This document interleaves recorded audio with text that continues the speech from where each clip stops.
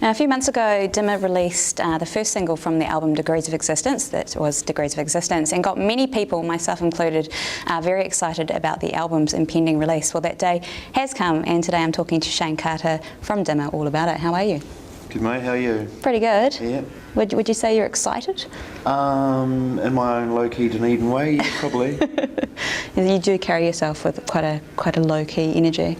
Right, yeah. No, it's been quite interesting because every interview I've done so far has been about how miserable my public image is and all that kind of stuff. Oh, that's nice. Yeah, so...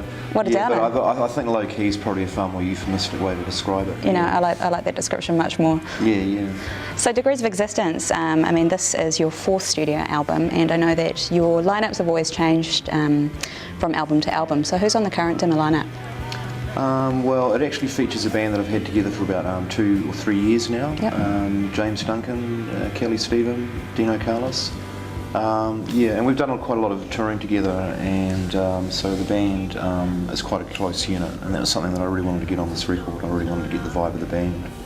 I found that when we played overseas, a lot of people said that our records didn't sound like we did live. And so yeah, I wanted to get something that sort of got that energy and yeah, that raw and you're capable of when you play live.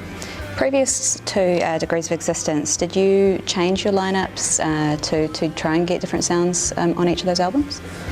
Pretty much, yeah. You know, the whole idea of Dimmer was for it to be an umbrella thing whereby I could bring in, you know, musicians that I wanted to work with, and yeah, that was sort of suitable for each project. And Dimmer's been going for a while now, so I've really loved having the same lineup of people, and finding the right musicians who are the right combination of personalities and musicians that you can relate to as people and musicians is quite a difficult thing, you know? Yeah. And it's like finding, you know, the perfect flatmates or something.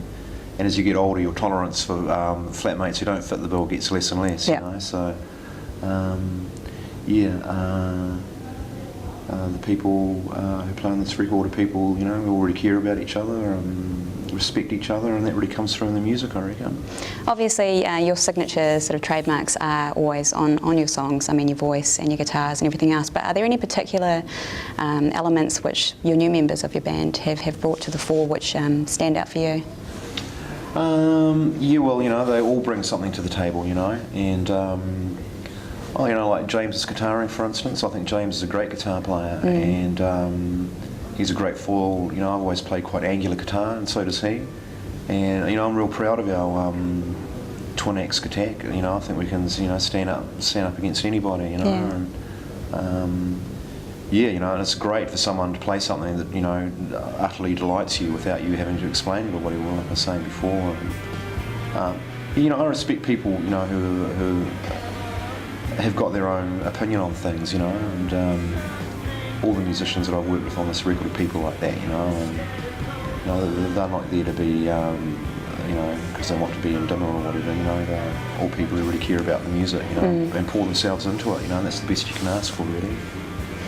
Now, you've never been afraid of trying new things and putting together sounds that perhaps other people wouldn't.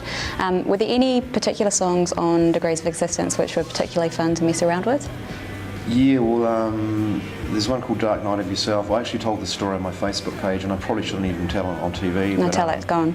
Oh, well, I thought it would sound really, really good if I was getting up at 5 o'clock in the morning and working on the record, and I was recording the vacuum cleaner, and in the end I actually recorded myself having sorry mum, but urinating into the toilet, okay? Oh my goodness, that's terrible. What I did it. I wasn't proud. I think pride, you were proud. I think Look at pride you. was actually the furthest thing from my mind at that particular point. But somewhere in my 5 a.m. adult mind, I thought, oh, this sounds really good and rhythmical, and it's actually thematically really correct.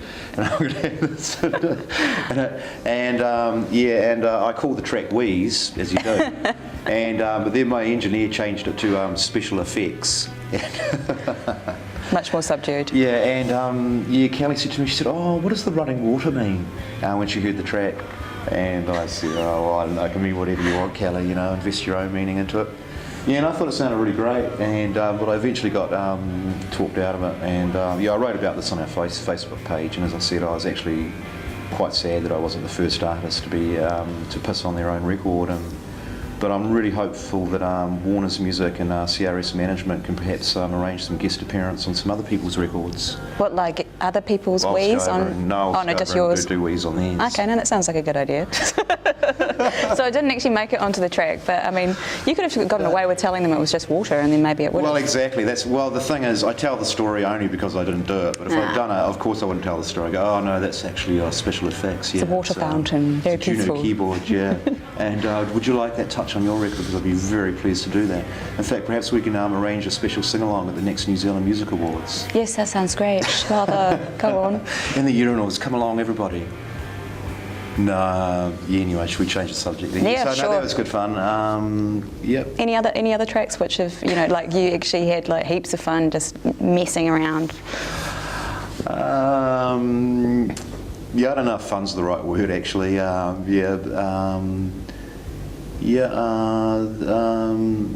am actually completely blank. I've just finished the record 3 weeks ago, so it's sort of this arduous thing that I've sort of just emerged. I'm still emerging from the tunnel, really. So you're still sort of standing back and going, "Wow, there's the song. It's done." Yeah, pretty much. Yeah, you know, you don't even know what the record is until several months down the track. I can't even listen to it at the moment. It's just sort of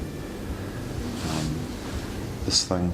Does it make it tougher when you self-produce your own music, like to actually be objective and stand back and go, sweet, okay, that's how it sounds, when someone else hasn't actually kind of put their own... disappearing up your own bottom and all that kind of stuff is actually a very real possibility. I think half the skill is knowing when to shut up and is knowing when to stop and being able to actually have the concentration to actually see what's going on when you're sort of so obsessed and right in the middle of it. That's half the skill.